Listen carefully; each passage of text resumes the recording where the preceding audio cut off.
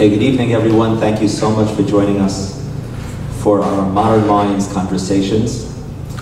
I guess even though many Americans are focused on the election results and domestic politics, but I'm reassured to see and I know that Israel is always at the forefront of our minds. I want to express appreciation on behalf of all of us to Heidi and Albert Pro and to Annenberg Tenenblatt. To the Pros and Tenenblatts for sponsoring once again generously the series and also for supporting the vision of the shul and its programming. Thank you, Heidi and Albert, and to Bill and Anna.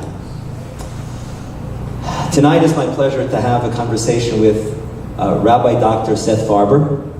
Welcome back, Rabbi Farber. Welcome back to Beth Jacob, visiting us all the way from Israel. And tonight we're going to be exploring the intersection of religion and state in Israel. And I can't think of a better person and a better choice to have with us to speak about this topic, because Rabbi Farber is the founder and director of an organization called ETIM. ETIM has done tremendous work in enhancing Jewish life in Israel by helping Israelis deal with all types of issues relating to personal status. So whether it's marriage, divorce, conversion, burial, ETIM has helped bring meaning to make these experiences positive ones for Israelis, for Jews, and to also help them navigate the complex world of the rabbinate. So, and just as an example, there's a young couple in Los Angeles who are planning to get married in Israel. She or he may be here tonight, but they were excited by the fact that Rabbi Farber is here because of the reputation that he's developed in helping people with getting through their life cycle events in a smooth way and in a meaningful kind of way. Okay, so Rabbi Farber, should we begin? Okay, so it's fun for me because I'm going to let Rabbi Farber do most of the talking. And Rabbi Farber is really an expert who's on the ground in Israel, and really looking forward, Rabbi Farber, for us to be enlightened, for us to be educated about the issues relating to religion and state in Israel. Let me start with a sad topic, because it's been on our minds the last couple of weeks. The American Jewish community, and Israel as well, is jarred and shaken by the horrific attack in Pittsburgh in the Tree of Life shul. And a day after the attack, there was a report that Chief Rabbi David Lau, in an interview, condemned the attack. He expressed his sorrow over the loss of his brothers and sisters, over the Jews, but it seemed to be that he was declining perhaps from calling the Tree of Life a Beit Knesset, a synagogue. And so firstly, and there's a question of what he said, what he didn't say. Was the criticism of the press against the chief rabbi, was it fair or not? But firstly, to me, when I read this story, it sort of reflected and reinforced the growing divide that there is between Israel and the conservative and reform movements in America. And secondly, to me, it suggested that we have a rabbinate that maybe sometimes is not as inclusive as they should be. So I was wondering, Rabbi Farber, just as a starting point, since this is on our minds the last couple of weeks, and we're all thinking about this horrific attack that occurred in Pittsburgh, what are your thoughts about this? And in a general sense, how much should Israel be concerned about the conservative and reform community in America? It gets to the question of, what's the nature of the Jewish state? Is it a state for just its citizens? Is Israel a state for all Jews around the world, or is it just for some Jews around the world? So I'm curious your thoughts about Pittsburgh and the reaction of the chief rabbi. Good evening, everybody. I'm glad we have 3 days together to talk about this.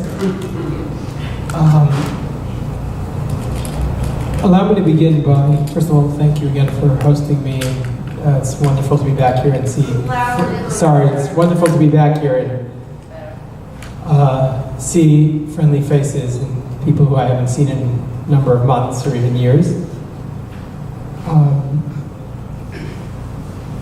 I think that when we begin to think about Pittsburgh, it can, in fact, highlight that we live in an environment of divide. The issue of whether Rabbi Lau said or didn't say the word synagogue is less relevant to the fact that a newspaper can print that and it's recognized as news. That highlights a certain environment that's been characteristic, unfortunately, of the Israel-American relationship, at least among our communities, in the last few years. That being said, I think it's important for all of you to know that at least the communities that I'm involved with feel a very strong identity towards the broader Jewish community here, and particularly Pittsburgh. On Saturday night, I was lucky enough to help organize a rally of sorts in support of the Jews in Pittsburgh, in Ra'anana, where I live. We ran a Havdalah for the general community. When we started organizing, I thought between 50 and 100 people would come. We had more than 600 people come to Havdalah in the town square in Ra'anana. And they cut across all the communities in Ra'anana, religious, secular, Orthodox, non-Orthodox. People came out to be supportive, and in fact, there were relatives of some of the victims in Pittsburgh who spoke at the evening in last Saturday night. But the issue is a real one. I don't think it's a cliche to say that, to some extent, we've learned how to die together, but we don't know so much how to live together. And at the moment where anti-Semitism is so powerful that we all of a sudden can connect to one another, that ought to be a lesson for us, and we have to learn to live together as well. And more, I think, in the last number of years, we've seen a lot of issues that have risen to the fore. The two most prominent ones, I think, relating to the American Jewish community experience are the relationship to the Kotel, the laws surrounding who controls the Kotel and how it functions, and the second one relating to how conversion works in Israel and in America, and I can go into detail about each of those. But those two issues have almost pitted the North American Jewish establishment against the Israeli religious establishment. And in my opinion, that's inexcusable. There's no reason for it. Rabbi Top, when you ask me, should the government be responsible? Is Israel a state for its citizens, or is Israel a state for the Jewish people? My answer is unequivocal. Israel is a state for the Jewish people. Each of you, each of us, has skin in the game regarding the policies that are set by Medinat Israel relating to Jewish life in Israel. And that in two senses. One, because all of us take Aliyah very seriously, whether we're there or not. The people in this room, many of the people in this room, I would even venture to say all the people in this room, are directly responsible for the greatest single immigration of Jews to Israel since biblical times. And I'm talking about the immigrants from the former Soviet Union. Between 1988 and 2004, more than 1,100,000 Jews came on Aliyah. The people we screamed, "Let my people go" for, the people who we made up those chants, 1, 2, 3, 4, open up the iron door, 5, 6, 7, 8, let my people immigrate. The people we stood on the wall for in Washington in 1987, those people were responsible for it. So it doesn't make a difference whether you made Aliyah or not. It doesn't make a difference whether your children are living in Israel or not. We care about Aliyah. We want Jews to feel at home as Jews. And because of that, we have vested interest. But beyond maybe the people we brought on Aliyah, whether they're our family members or the people from the former Soviet Union, it doesn't make a difference. There's another issue. And I don't think it's something that can really be put under the carpet. You know, in the next year or 2 or 3, I can't say exactly when, the majority of the Jewish people will be living in the state of Israel. That has all sorts of halachic implications, which no one's really begun to think about. Right? Are we going to start celebrating Yovel? Right? Whereas there's all sorts of interesting halachic nuance that relates to when the majority of the Jewish people are in Israel. And again, it might happen depends on which demographer you ask, but it'll happen either it happened already in the last 2 years, or it's going to happen in the next 4 or 5 or 6. What that means is that a significant part of the future of Jewish life is being dictated by what happens there. About 9 days ago, the Chief Rabbi's Council was re-elected.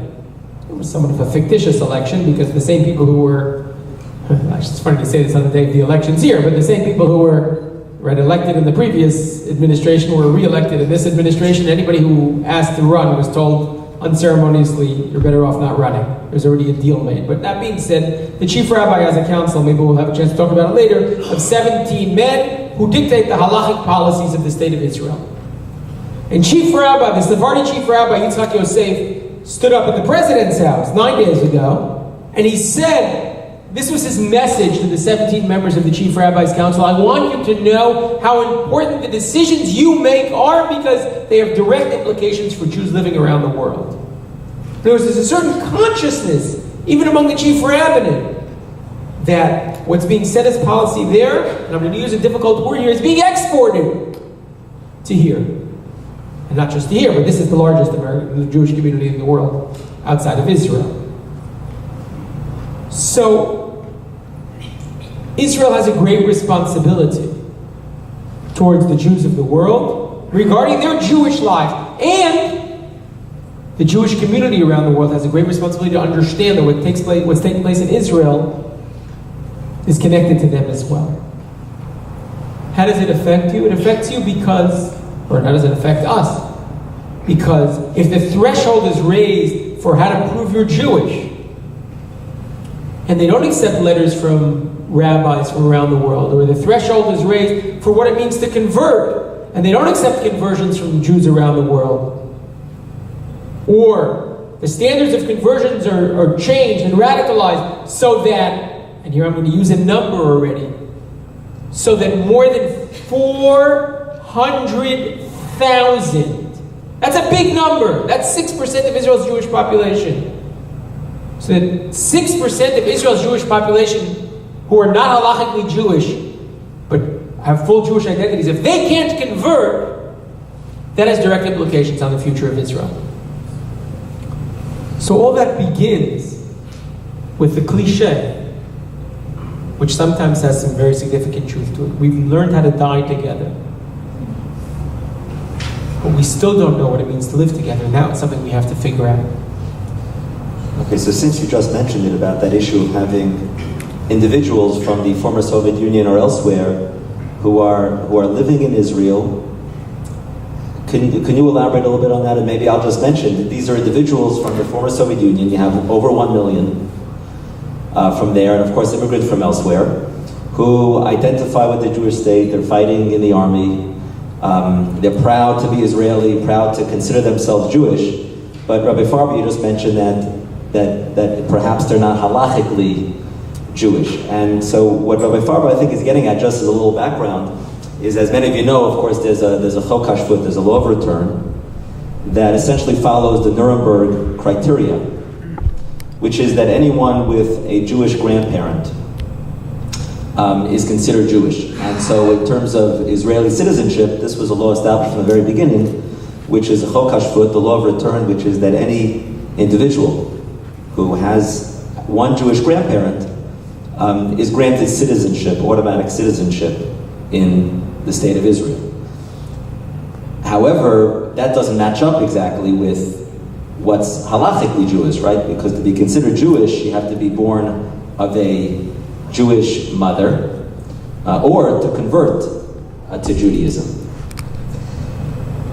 So that's the issue that Rabbi Farber just raised in terms of that there's a lack of congruence there. On the one hand, individuals who are living in Israel, they're granted citizenship, fighting in the army, or their children are fighting in the army, and they're proud of being Israeli, but yet halachically, they may have a problem with getting married because Israel and the rabbinate, which is in control of this issue, doesn't view them as Jewish, and the truth is, bottom line is halachically they're not Jewish. But maybe let's take just a step back for a moment, just to get to the issue of, so we have to deal with it. Let's talk a little bit more about that lack of congruence, and Rabbi Farber, what you suggest perhaps is a solution to that, but maybe just a step before that,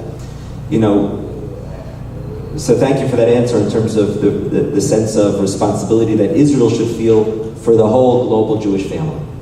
But what is the definition of Israel? Because we believe as religious Zionists there's a religious dimension to Israel. Of course, we call it's not just a political entity, but it's the Jewish state of Israel, and we believe as religious Zionists there's a tremendous religious significance to the state of Israel. That the state of Israel, Hakama Medinat Yisrael, is the conduit through which the redemption of the Jewish people is unfolding in our times. This is the miracle of our generation. And we say, Reishit Tzmichat Gulatenu, so there's a religious dimension to it. It's not just a state, it's a Jewish state. So I'm wondering, Rabbi Farber, is that an inherent contradiction? Means, so if it's a state, so we're proud that Israel is, right, the beacon of democracy in that region. And there's freedom of religion. And we treat minorities have full rights in Israel. So it's a state and it's a democracy, but at the same time it's a Jewish state. And so the question I have is, if it's a Jewish state, what does that mean? And is that an inherent contradiction? Can the state be both democratic and Jewish? Because in America we greatly value the idea of the separation of the church and state. But in Israel it's different, because Israel is not just a state, Israel is the Jewish state. So that's part of the complicated nature of this whole discussion. On the one hand, can Israel possibly be both? Can it be both a state and Jewish at the same time, or is there just an inherent contradiction between the two? So this is really the question of all questions. I don't believe that Jews prayed for 2,000 years. God, please return us to Israel with compassion, so that we could have a state that's completely divorced from Jewish life. I think one of the early models of this state, one that was proposed, I think, or advocated primarily for by Ben-Gurion, was a state that went back to its biblical roots. If you look closely at the Declaration of Independence, it doesn't talk about building on 2,000 years of Jewish history. It talks about building on, and this is an important phrase in the Declaration of Independence, building on the vision of the prophets. And Ben-Gurion's fixation on Tanakh was, I think, based on the notion that we can somehow go back to a pre-rabbinic era, where halakha would play a very small role, if nothing at all. And yes, there were some concessions made to the ultra-Orthodox at the founding of the state, particularly regarding, when we talk about the connection of religion and state, we're primarily talking today about marriage and divorce. But I want to make it clear for those who, and here I might be contradicting myself a little, but those who sanctify the notion that marriage and divorce must be controlled by the religious establishment, they're creating a sacred cow out of something that isn't even Jewish. That's something we inherited from the Turks, right? That's the way the Turkish worked. So, under when Palestine was under Turkish rule, also a Jew could only get married by a rabbi, and a Christian could only get married by a priest, and a Muslim could only get married by an imam. So, that being said, I think that that was one model, the Ben Gurion model.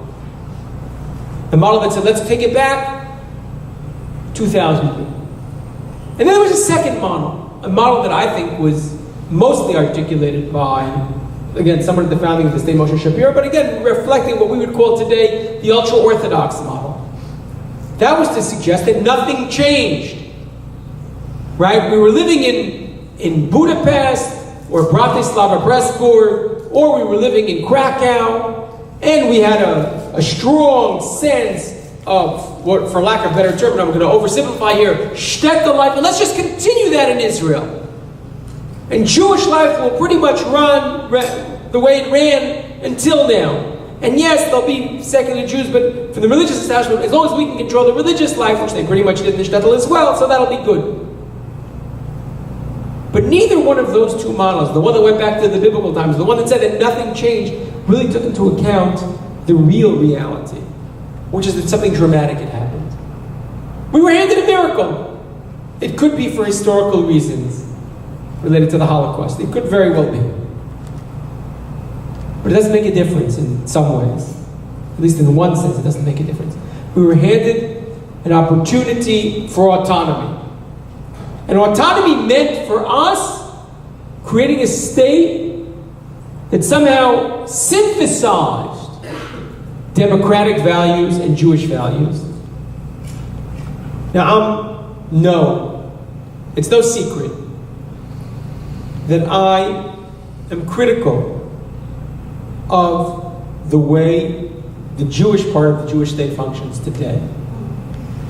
It's no secret. I've sued the rabbinate multiple times in Israel's Supreme Court on all sorts of issues.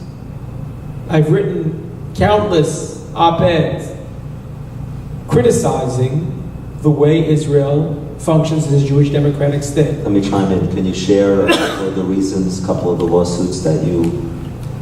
Yeah, I'll give a couple of examples. Sure. Excuse me. The first time we sued the chief rabbinate was over the issue of immigrants from the former Soviet Union, what we would call Russian Jews.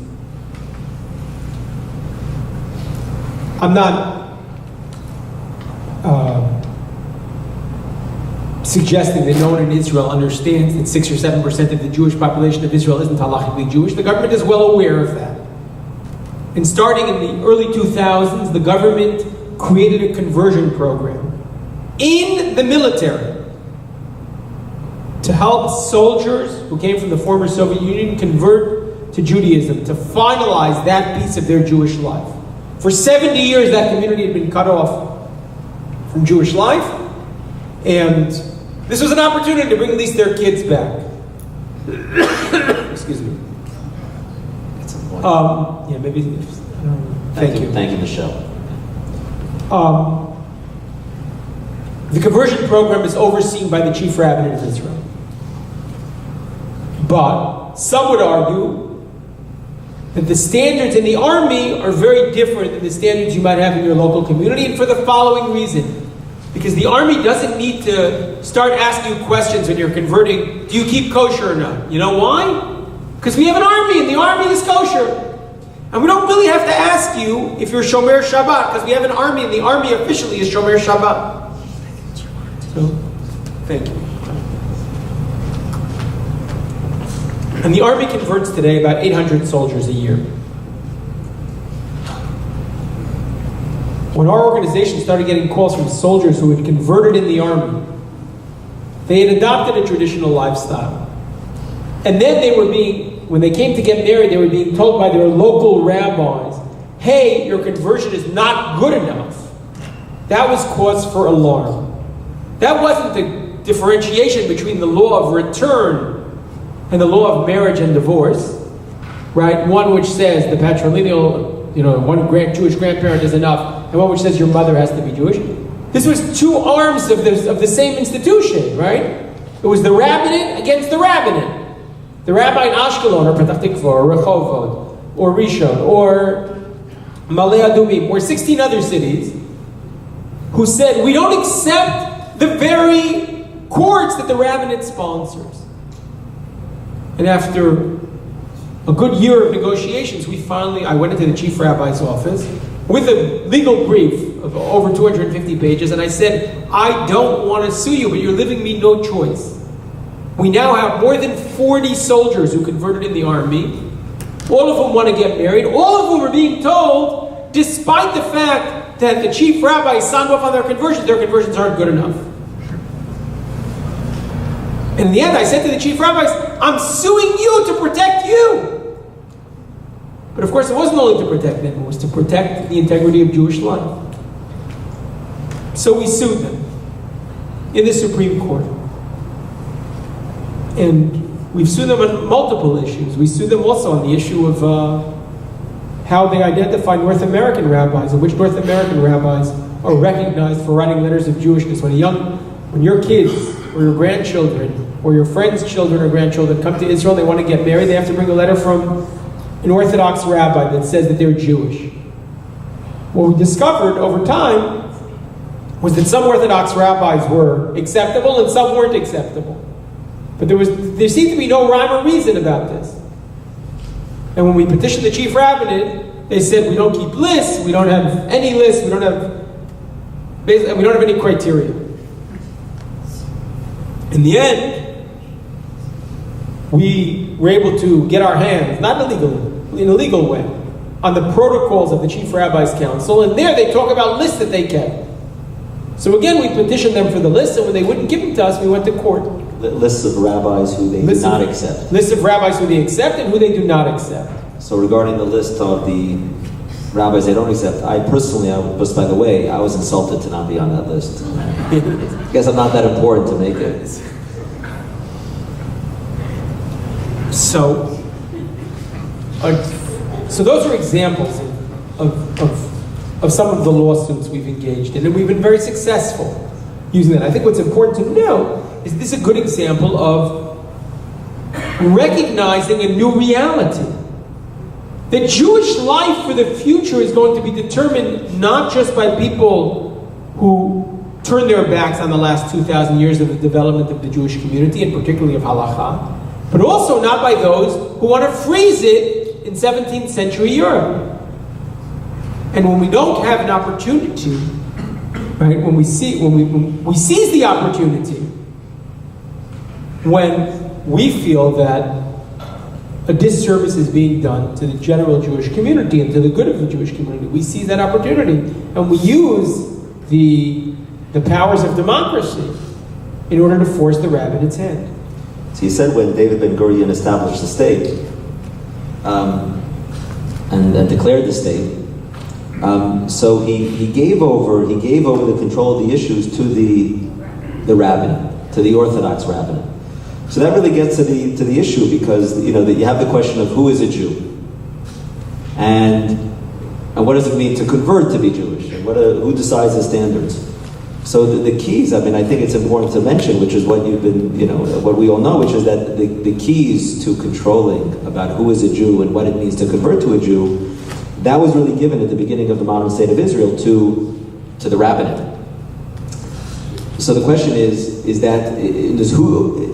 who do you think should control it, Rabbi Farber? Is it something where we just have to, and I think leaders like you and leaders like Rabbi Stav and others and Rabbi Riskin, I think have done a lot to challenge the rabbinate to grow. I think the fact that anyone who works with Rabbi Farber and Rabbi Stav and other moderate progressive rabbis, and so when you go through a marriage with them supervising it, so there's a sort of level of professionalism. The rabbis of Itim or the rabbis of Tzohar and other similar rabbis, they come on time to appointments. They might work by email and allow people to send things by email. Even WhatsApp every once in a while. So what I've been told, and I'm curious what you think about this, that I think part of the great success... Security concerns that we've had to deal with along the way. And now, in the last decade, and maybe for the next decade, we're going to be working this stuff out. So when you ask me who should be in charge, it's critical that you understand that, Rabbi Top, in terms of, from my perspective, because I don't have a firm answer. I have general guidelines, okay? The halacha that I believe in, which I believe is divine, is halacha that's what I would call dynamic. It's halacha that speaks, if I can quote Rabbi Soloveitchik in Ish Halacha, he speaks in the halachic man, he speaks about a halacha, paraphrasing the Rambam, but he speaks about a halacha that, and I'm paraphrasing here, I'm paraphrasing the Rambam, that cannot contradict the biological, physiological needs of the Jewish people, because otherwise it would be halacha, now I'm remembering in Hebrew, but it's not a halacha of zam, right, of anger, and of frustration, and not a halacha that's deracheha darchei noam, that's whose ways are pleasant. They're the Rav in that passage. It's on page 38. In the halachic man is paraphrasing the Rambam at the end of the Moreh Nevuchim, in the end of the Guide to the Perplexed. That's the halacha that I believe. So the problem is not halacha. Halacha is specifically because it's divine. That's why it's not fundamentalist. That's why it doesn't. Right? But the problem is not the halacha. The problem is the halachists. Right? Or it's Rav Lichtenstein would often say that it's a Torah of truth, but it's also a Torah of kindness. Mm-hmm. And what I think what you're saying is that and what I feel is we need a rabbinate, and there's a lot of different rabbis in the rabbinate, and every institution we have to understand, we have to realize that every institution has its strengths and has its things that need to improve. But I think what we really need is a rabbinate that's open-minded, that's responsive to the realities of the day. So those are, and that's what in our community we're fully halachic. And we don't compromise on that, but also we're respectful to all members of Am Yisrael. The organization that I run, Etim's mission statement is we're trying to achieve an Israel that's respectful and responsive to the Jewish needs of the Jewish people. Those are our guidelines, right? How does that play itself out? I'm being very honest, right? Among friends, right?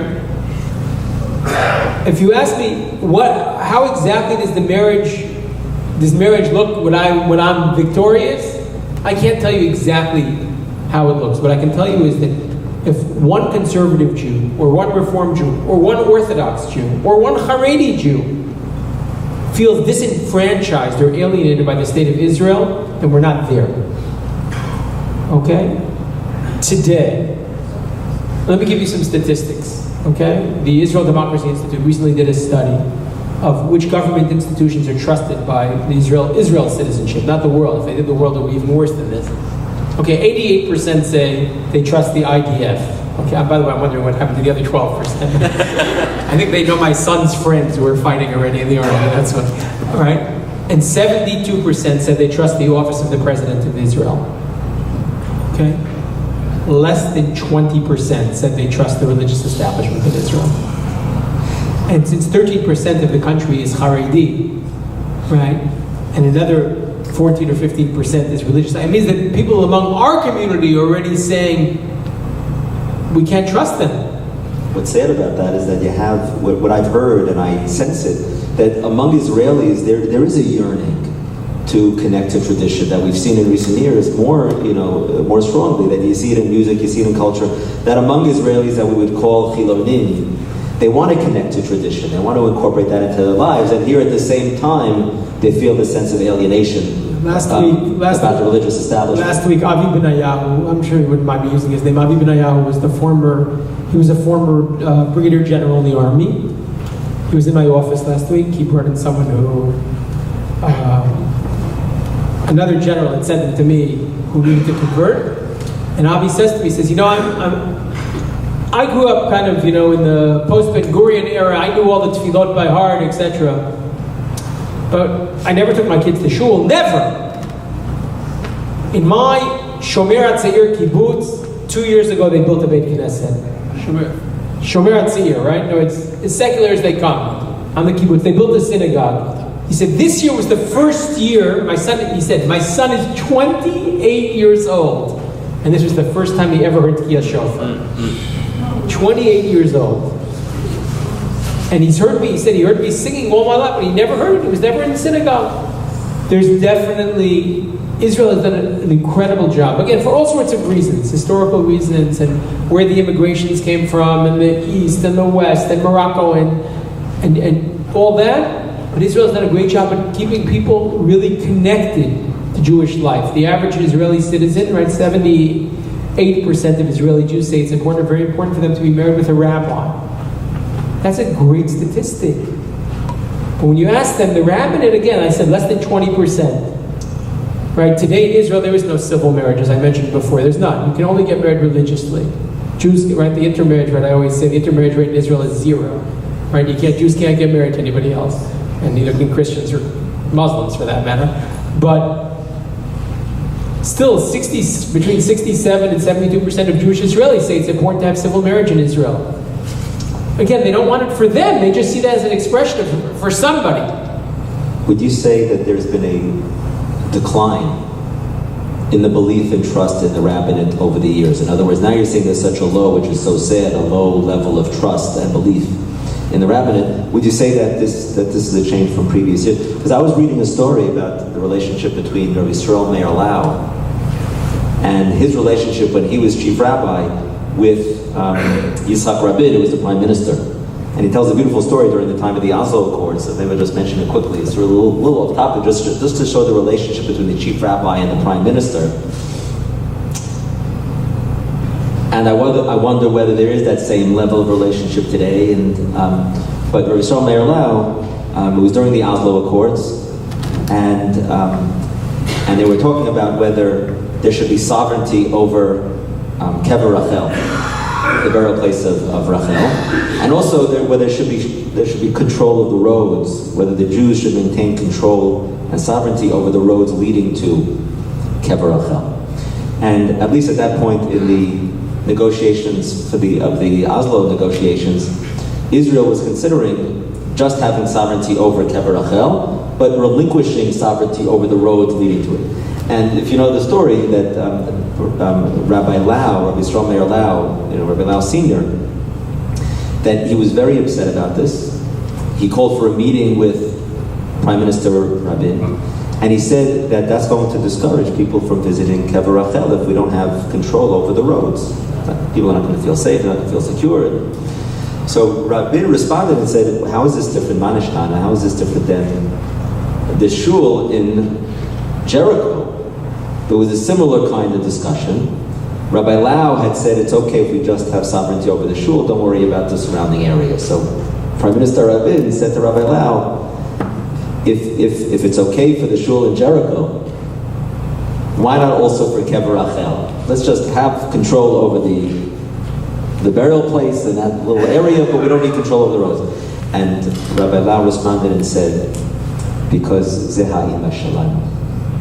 Rachel is our mother, and the Jewish people, we don't abandon our mother. And Rabin said, okay, let me sleep on it. The next day he calls Rabbi Lau and says that line, when you said that we don't abandon our mother, that moved me, and I want you to know that I'm insisting, and we decided today that we're insisting to maintain control over not just the Kever itself, but also the roads leading up to it. So in thinking about this discussion tonight, I just was reminded of reading that in Rabbi Lau's memoir, and I wonder whether is that something you would agree with, that the rabbinate has changed, has become maybe more political, or sort of lost the trust of the public over the course of the years? Here, Rabbi Lau had this relationship with Rabin. What's the nature of the relationship today between the chief rabbi and the prime minister? So, I don't have a personal relationship with chief rabbis on that level to be able to say what their relationship is to the prime minister, nor with the prime minister. My sense is that more and more, yes, I think things have declined. I think things have declined for 3 different reasons. One, I think people are more assertive about their Jewish lives. I think that's a positive thing.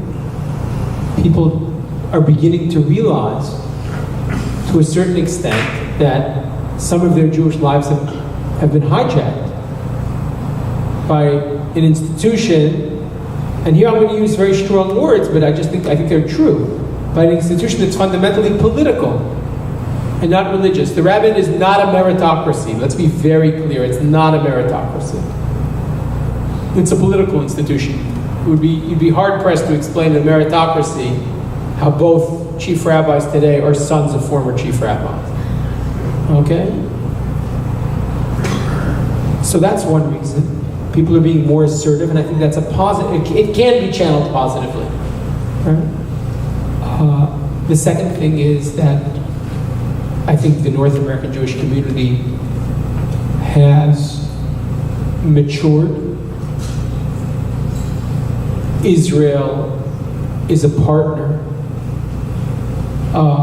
in this grand narrative about what Jewish life is, but it's not going to get the same, the honeymoon is over, okay, for the North American Jewish community, right? And that has a positive element and a negative element, right? The negative element is obvious, right? The kids on college campuses don't feel the same way that many of us feel about the state of Israel. People are willing to entertain the notion, which I'm not, that people should stop writing checks to Israel if Israel isn't performing or behaving in the way that we think it's appropriate. Regarding the Palestinians, or regarding the BDS, or regarding the reform movement, it doesn't make a difference. But people are willing to entertain that notion. So, because the honeymoon is over, all of a sudden those things are brought into much sharper relief. So that's a second issue. And the third issue is who the people themselves. The people themselves they take their power for granted. Okay, I don't think the rabbis who were populating the chief rabbinate until the 90s even, maybe with the exclusion of Rav Ovadia Yosef, who is sui generis in all sorts of ways, but I don't think they took it for granted. I think they really saw their role. I can't imagine a chief rabbi today doing what Rav Yitzchak Nissim did.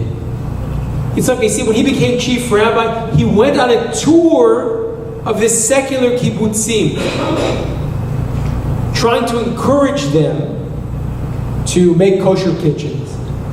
Just going on a tour of them, to understand. He saw himself as the rabbi of all of Klal Yisrael, at least the perspective he had. Today you don't see that. In other words, the kibbutzim wouldn't want the chief rabbis, and the chief rabbis wouldn't want to go there.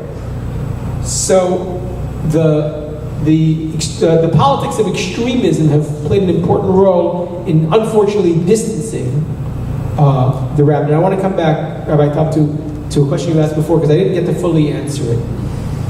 The issue of whether there should be a rabbinate or not is not a binary question, in my humble opinion. It's not either on or off, yes or no. If I had to decide today, I might decide, if it was binary, if you said this is what it's going to be, it's either this rabbinate or nothing, I would be in real conflict. But that's not the real question.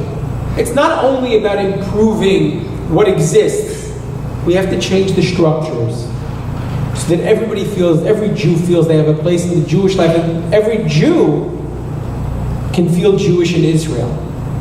Just to make it very, very clear, here I have a certain advantage, having perspective on the North American Jewish community. You see, Judaism in Israel is not a voluntary issue. Here, your community can decide they love Rabbi Top, and the next day, well, Rabbi Top, with God's help, will be with you for many years, but you can decide, the next community over could decide they don't like their rabbi and they can fire him. Right? Someone walks in to get married to the rabbi, they get a bad experience, they decide, you're done, you're finished, you're no longer our rabbi. In Israel, that can't happen because rabbis are not meant, or they're not in a position to serve their communities. They're appointed from the government. Now, I say there's something beautiful about the fact that the government takes responsibility for the Jewish lives of its Jewish citizens. But if that doesn't engender responsibility, if the clerks and the rabbis don't understand the great power that's been invested in them, then we have to change that. So they feel totally responsible to their communities, even if they're not being appointed or hired by their communities. And until that happens, we're really in a bruff. We really have a problem. Because people are never going to be not just user-friendly, they're not going to be responsive or respectful to the people who they're meant to serve. So maybe let's talk a little bit more about in terms of what we can, what can be changed. And maybe be helpful, because even though we're experts on the Israeli scene, maybe we could hone in a little bit on the, let's say, marriage and conversion. Those are two different issues. My understanding is, and Rabbi Farber, you know much more than me about this issue, but there was a law passed, I think, a few years ago that was actually progress in the area of marriage, where they allowed marriage that the Rabbanei Ha'ir, that the different rabbis throughout the country are able to officiate a marriage, and that anyone living in Israel can go to any rabbis they want in the country to have them do the marriage. And that was viewed as progress, because now, number one, you can go to your local rabbi who you know, who your family has gotten to know.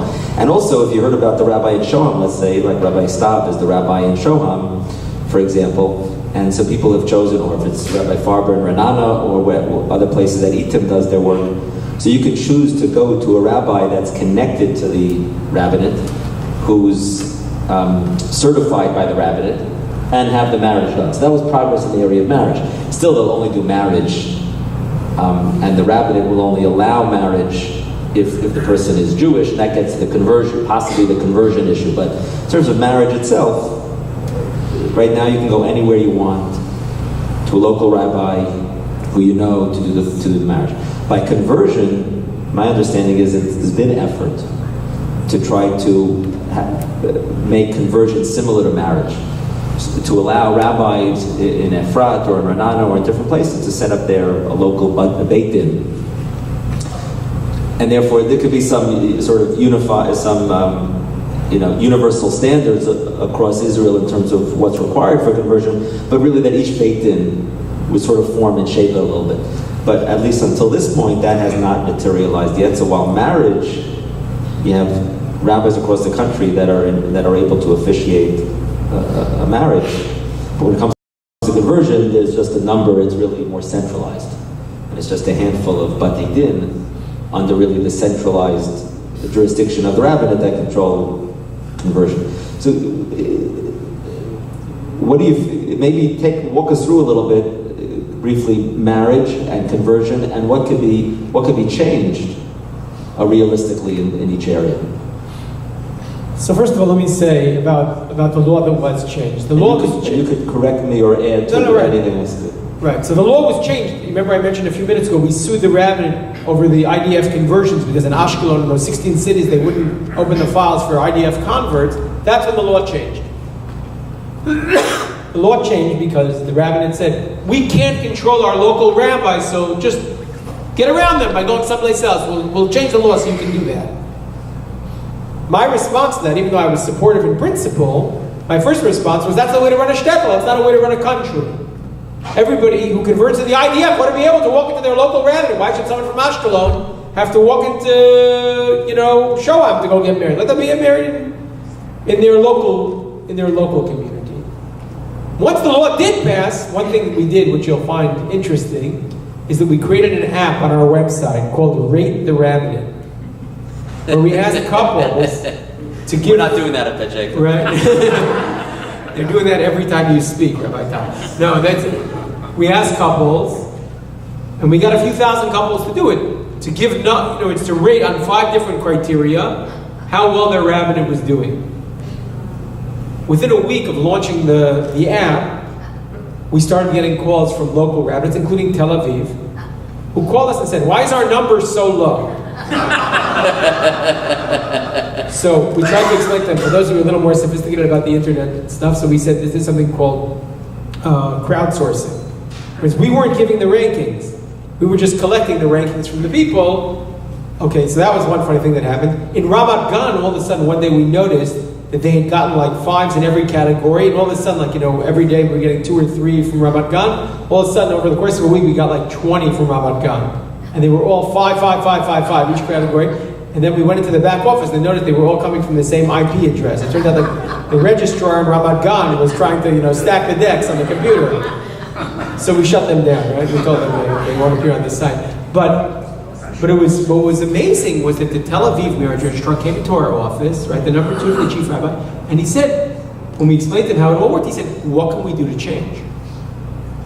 What would make people have a better experience? And today, not just because of our app, I don't want to give too much credit to technology, but today, they have different hours than they did before. Right? In other words, they're open. Simply in Tel Aviv, the average young person who's getting married cannot come between 9 and 12 every morning. It just can't happen. Right? 4 mornings a week, right? Not on Fridays. Right? It just doesn't happen. So it was ridiculous to have them open. So they're open every night, or 2 nights a week. I think they're open from 6:15 to 8:15, and they have a place in northern Tel Aviv that you don't even have to step foot in the rabbit if you want to go do it, because we found a lot of people were just saying we're sick of just going into their offices. In other words, things began to change. And things began to change in all sorts of ways, and in both directions, by the way. Sometimes things began to change from my perspective to the, worse.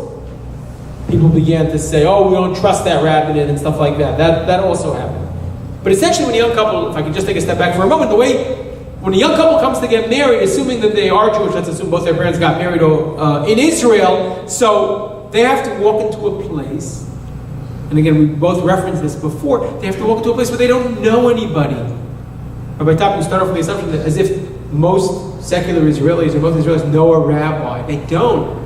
Most people don't know a rabbi. It's certainly not a rabbi with a license. Okay? I have a license to perform weddings in Israel. There's something like 435 of us, something like that. That's just a round number, right? 435, it has nothing to do with America at all. Right? But there's something like 435 rabbis in Israel who have licenses. When I sued the chief rabbi, by the way, when the team sued the chief rabbi, I lost my license to perform weddings. Right? They took it away from me. When we won, they gave it back to me. When I sued them again, they were smart enough not to take it away from me. But a couple goes in, they meet with a clerk, there's no sense of camaraderie. Over the course of time, some of the places in the rabbi, one thing we could do is just train rabbis, clerks, whoever's meeting them to have a much more positive experience, to give them the information they want. When we started 18, there was no rabbinate that had a website. None. Today, almost every rabbinate has a website. In the issue of burial, the chief rabbinate put up a website the Tel Aviv Chevra Kadisha put up a burial website. They stole our material from our website. How do I know? Because we made all sorts of technical errors in certain texts, and they were all just copied into their website.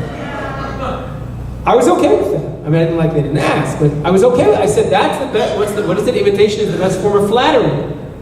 Right? They understood we were onto something to enable people to have a better experience. I remember reading that Eaton was responsible for promoting a greater role for women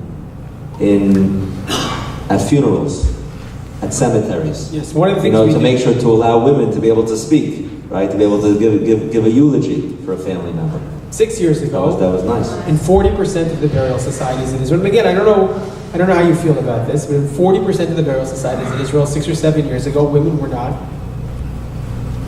They weren't encouraged. They weren't allowed. They weren't allowed to speak. They weren't allowed to deliver eulogies for their parents. Today, that is not the case. Today, in every single Chevra Kadisha, they're supposed to do it. I personally, as a representative of the team, sat on the Prime Minister's roundtable on women's exclusion from public life. And one of the things I argued was that they should not renew licenses for burial societies that refuse to enable women to have a role. So someone might argue, and this is important to understand, someone might argue, hey, but that wasn't traditional Judaism, and I would understand that. But we're not living in 17th century Europe anymore. We're living in a modern Jewish state where, again, in my reading of the halacha, the rabbis who I consult with, the rabbis who were part of my circle, I assume you're there as well, Rabbi Tom, things have changed. And we can use the democratic principles of the state of Israel to actually advance Jewish life in Israel and make it more accessible and make it more respectful and make it more responsive to the Jewish needs of Jewish Israelis or the Jewish people for that matter.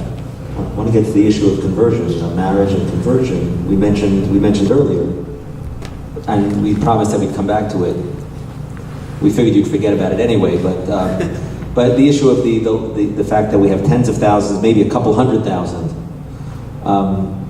individuals, mainly former immigrants from the former Soviet Union, who are proud Israelis, but who are not or may not be halachically Jewish.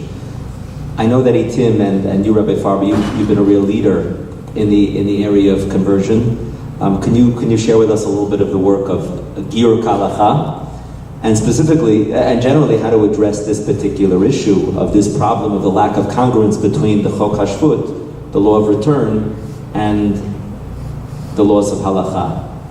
So first of all, I want to make a caveat at the beginning. Right now, I'm not going to talk about conversions that take place in America. Okay? It's important to differentiate that issue from the issue I'm talking about, which is conversions that take place in Israel, even though they're connected. Let me begin with an area, with a statement that really got my goat. Really one of the dividing lines, I would say, between the Ben-Gurion model, what I call the ultra-Orthodox model, and my model. Okay, it was a statement made by the present chief rabbi, Rabbi Lau. And it's one of the areas where not only do we not see eye to eye, but we're so diametrically opposed that it's very difficult for him to sit in the same room with me. Rabbi Lau is on the record saying, and this is a good indicator of what I said before, that the Chok HaShvut, the law of return, was a big mistake. If only we had aligned the law of return with the halachic definition of Jewish, meaning matrilineal, then we wouldn't have any of these problems of 400,000 people who are not halachically Jewish. My response to that is twofold. I disagree with that statement completely. First of all, and I don't make any assumptions about what your politics are regarding Arabs in Israel. I make no assumptions whatsoever. It doesn't make a difference from my perspective whether you're right or left, or you support the Likud, or to the right of them, or you support the Labour Party, or to the left of them. Everybody agrees that Israel has almost everybody agrees, that Israel has a very, very, very delicate balance between the Jewish population of Israel, enables Israel to function as a Jewish state, and whatever, with all of its foibles, and the non-Jewish population of Israel. Somewhere hovering around the 75 to 80% Jewish, and the 20 to 25% other. That's what enables Israel to have a Jewish majority in the Knesset. I want you to just do the math for a moment. Let's take 400,000 immigrants who came to Israel as Jews, even though they're not halakhically Jewish, out of the picture for a moment. Let's say we adopt Rabbi David Lau's model, that the only way you can emigrate is if you have a Jewish mother and you can prove it. Well, then the number goes down to somewhere around 67% Jewish and 33% not. We've completely undermined the demography of Jewish Israel. Completely. So, in my opinion, from a pragmatic perspective, it is completely untenable to adopt that model. On the other hand, that's what I call the 17th century model. Everything has to be exactly like that. That's not where the Jewish community is today around the world. It isn't. And we have to accept that reality. The other model is to say, hey, okay, so we don't have matrilineal Jewish. Let's just make everybody Jewish. Everybody will be Jewish for everything. Right? That's what I call the Ben-Gurion model. Right? We'll go back to biblical times. Biblical times also involves, for all you all know, that Judaism went by the patrilineal line, not just the matrilineal line, or maybe not even the matrilineal line. And that people like Yossi Beilin have called for a sociological conversion. And if we do nothing about the conversion of these 400,000 people in Israel today, our brothers and sisters, then that's what will happen. Willy-nilly, that's what will happen. In the end, we'll be stuck with that. We will have, by definition, sociologically, enabled all these people to enter the Jewish community. My model is the third model. We can find a model that's halachically acceptable for conversion, that doesn't just involve cabinet, that's it. Every person, right, it would still take them like 40 years to do all the conversions in Israel. But we don't need to do that. Right? We can find a halachically acceptable way that involves tens or even hundreds of rabbis that would enable this population that very much wants. Imagine, we brought them to Israel, we begged them to come. We told them, this is your homeland. And we can come up with a way to do it. So what are we doing about it? So for a long time, as I mentioned before, we played defense. We tried to defend the chief rabbinate system. Over the last couple of years, we've tried to promote legislation, the so-called conversion law, not the most recent one, but an earlier iteration of it that was written in my office that would try to incorporate some of the ideas of trying to make conversion more accessible to the immigrants in the former Soviet Union. In 2015, that legislation made it very, very far in the government. But in 2016, the government fell, and when it did and the new government came in, they repealed that legislation. And since then, ETIM has a third division. One division just helps people. Another division tries to create systemic change. We have 5 full-time lawyers on staff. The third division is this division called Giur Kalacha. We've created a division of ETIM that basically is in competition with the rabbinate. What's remarkable about it is not just that rabbis like Rabbi Riskin and Rabbi Stav perform conversions that are in direct the competition with the rabbinate. What's remarkable is in 3 years we're already doing something like 18 or 19% of all the conversions in Israel. In 3 years, we have more than 70 religious Zionist rabbis supporting us. 45 have performed conversions. Some of them are, for lack of a better term, I don't like to use this term, they represent a wide swath of the religious Zionist community, including many rabbis who were themselves part of the rabbinate. And that's the model where we're trying to promote within the rabbinate. We're getting a lot of pushback from their chief rabbinate. A lot of pushback. Are those conversions, well, I mean, I kind of know the answer, but are those conversions going to be accepted by the rabbinate? And if really they're not going to be ultimately when the person wants to get married or the child wants to get married, so are they being sent down a road, that's not a good road? Are they being told in advance about this issue? Obviously we have a very high level, we try to have a very high level of integrity. Every family signs a paper, a waiver. They understand the conversions today are not going to be accepted by the rabbi. Really? That being said, we did over the summer achieve something. I'll even show you if I can just stand up for a second. Sorry to get the camera. Since I see I'm not going to get to my PowerPoint, at least I'll do some show and tell. Okay. Yeah, I know we need to wind up, but I want to show you, if I can find it here.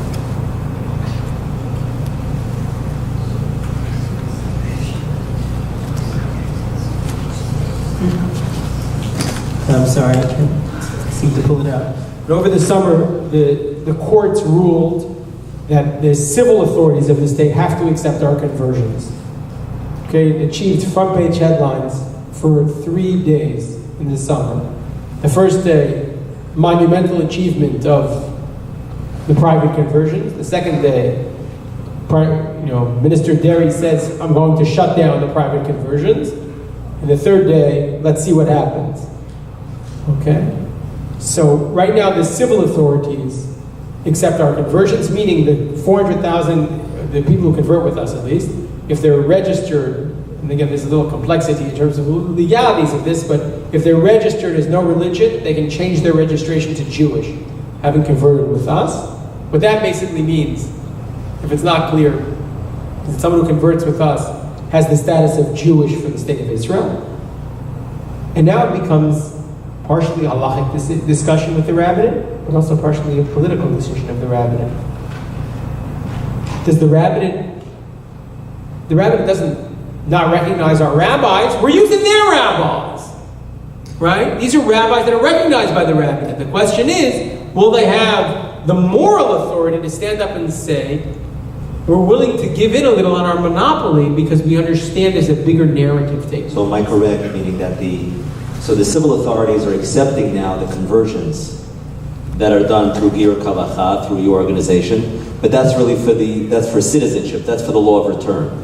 And so the hope is that with the continued pressure that ultimately it'll be fully accepted for areas such as marriage and otherwise, to say that no, that this is now accepted lahalacha, that this is a good conversion. That's the hope. That's the next step. It's not just a hope, right? A hope is okay. So this is it's not just a hope. It's not just a prayer. It's something we're working very, very hard on. We're putting a lot of pressure on the rabbinate to be able to do that. Okay, thank you so much, Rabbi Farber. Thank you so much. I think just as a closing thought, I believe what I gain from this is that there is the possibility of coexistence of religion and state in Israel.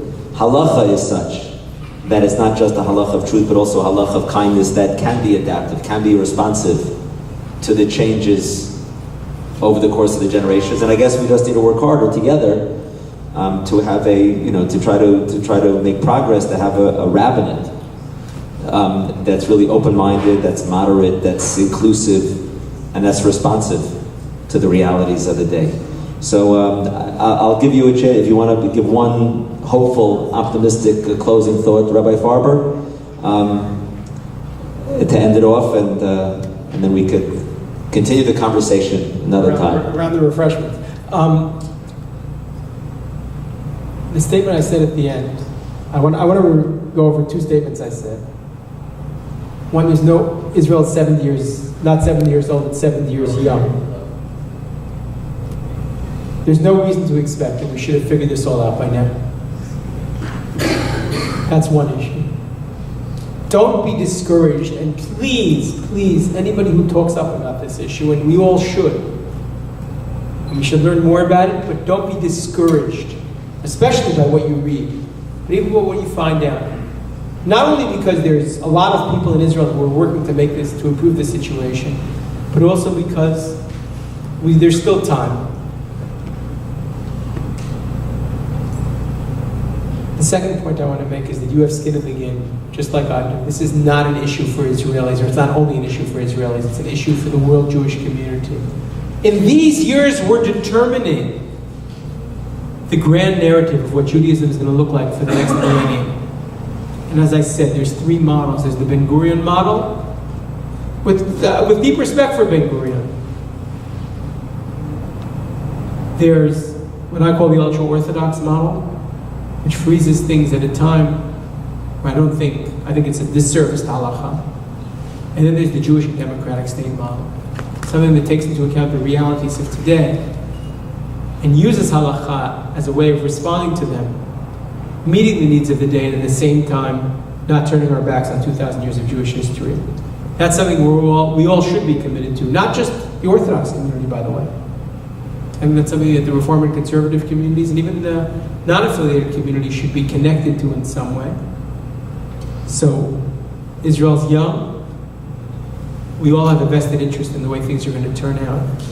And it can be, it should be, I would even go so far as to say it must be better, because that's the challenge of our generation.